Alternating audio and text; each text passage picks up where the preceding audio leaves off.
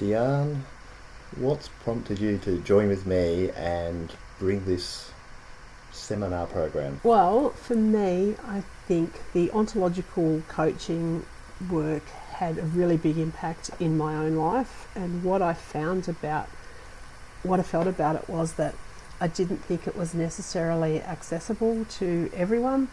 So I feel quite passionate about, having ontological discussions and making, I guess, this work available to everyone, because I just think it's really powerful.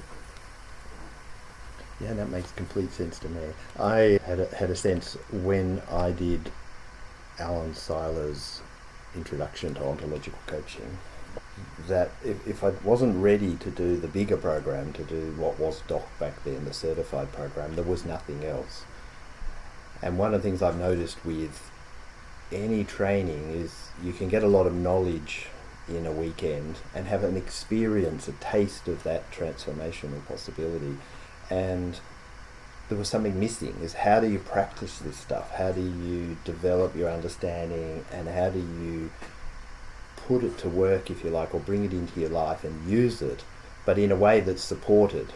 Because if we try listening differently or making requests in a different way with people in our life, at work or at home, and it either goes well, there's no one to celebrate with, and if it doesn't go well, there's no one to support you.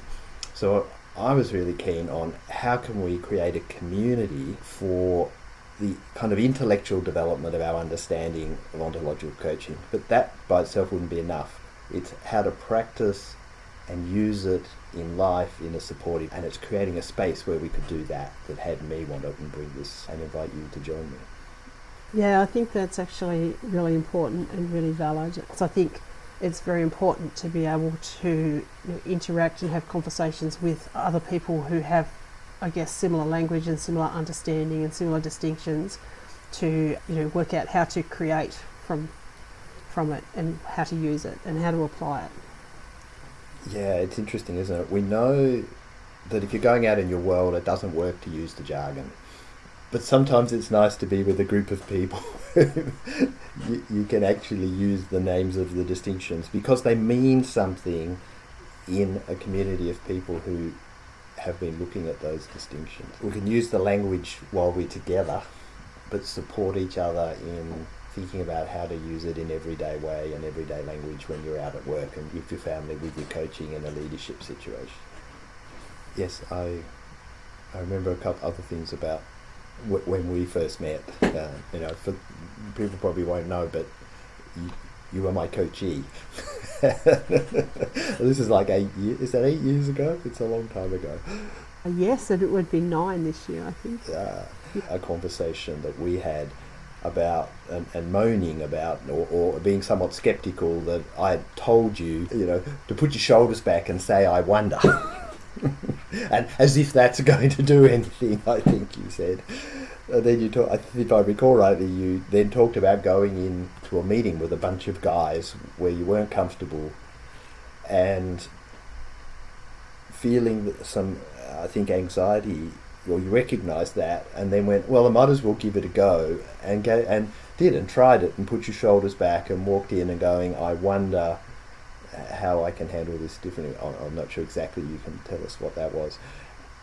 And said it made a complete difference to the way that meeting went. And this again for me is that example of bringing it to life. We've gone out there and used it, but then we can come back and reflect on how it can even be more effective.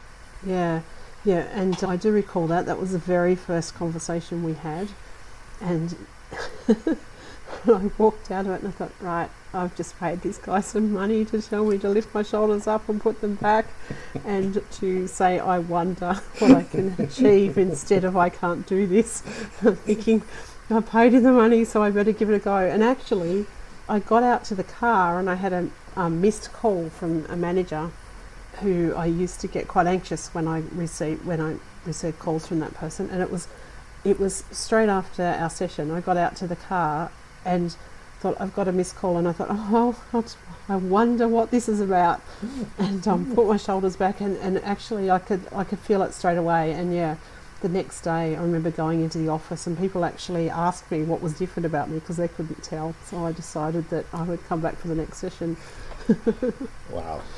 And to me, that's the kind of thing we'll be able to bring to this group.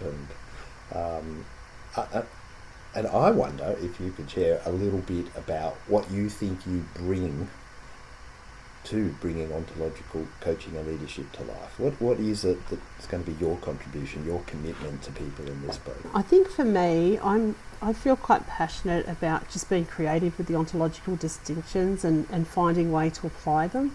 So my goal is to make the ontological work available to everyone in navigating everyday life.